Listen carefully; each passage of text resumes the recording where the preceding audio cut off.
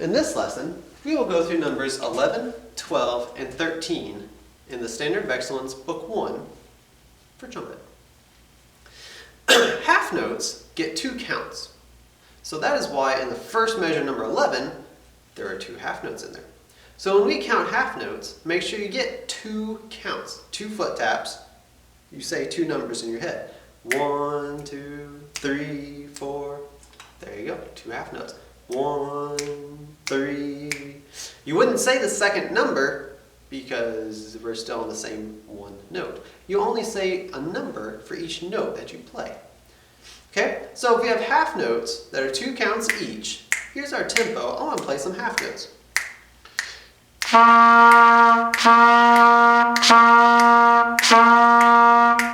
That was 4 half notes. That was 8 beats. Okay, so let's take a look at number 11. It's the same 3 notes that we already know.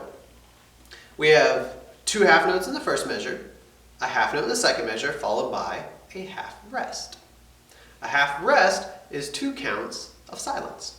Okay, so for instance, the first 2 measures would be played like this.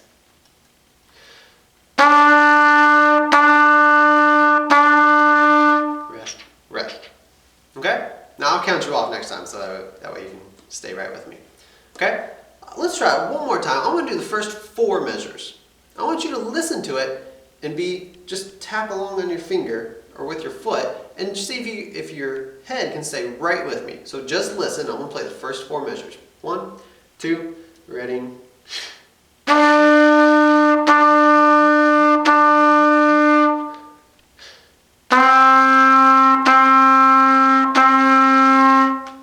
That was the first 4 measures.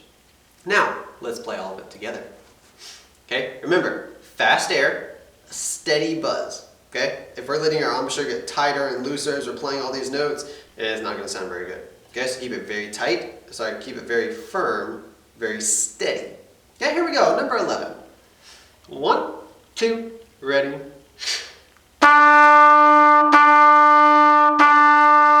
Rest, rest.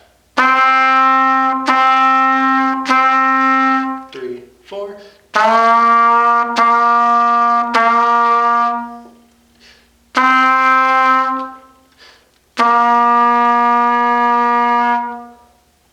Okay, now check yourself. Did you stay with me the whole time?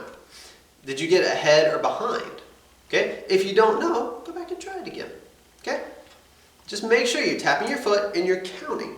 Now notice when I counted the rests, I did 2 different things. On the first half rest, I did rest, rest.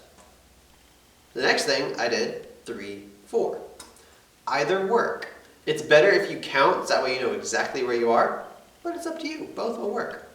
Okay, let's take a look at number 12. If you need to, pause the video so you can look through this real quick and make sure you know all the fingerings.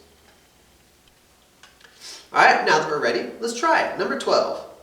1, 2, ready.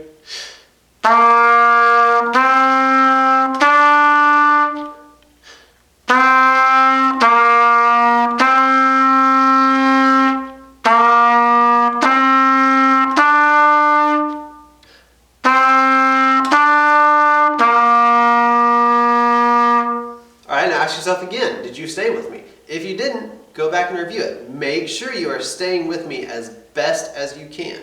Because if you get ahead, if you get behind, think about if everybody in the class does that. That's going to be a lot of missed notes. Okay? Alright, let's look at number 13. For number 13, you'll notice there's an A line and a B line. What we're going to do is you and me are going to play the A line together, and then we'll stop and I might talk a little bit. And then we'll play the B line together. So first we're going to play the A line, next we're going to play the B line. And then we'll talk about how to make it into a duet. Okay, so here we go at the A line. 1, 2, ready.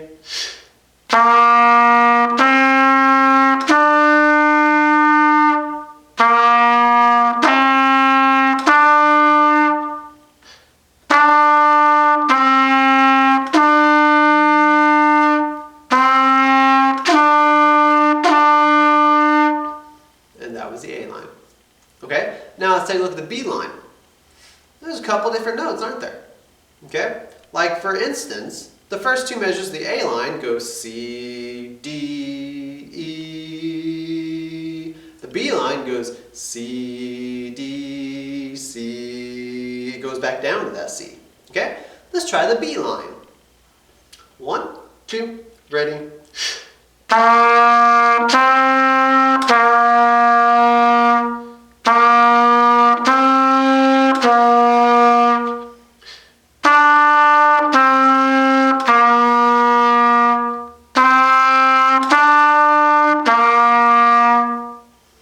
Alright, now here's an interesting part for you. In order to play a duet, there has to be two people. Okay? One person will play the A line, one will play the B line. So rewind the video, and when I'm playing the A line, you play the B line.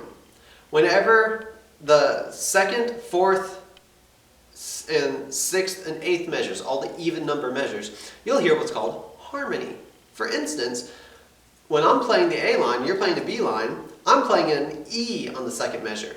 You're playing a C. That's what we call a third. It makes some nice harmony, and it will sound good if you're playing a steady air. Okay, so that was numbers 11, 12, and 13. And that was our half note lesson. Thank you for joining.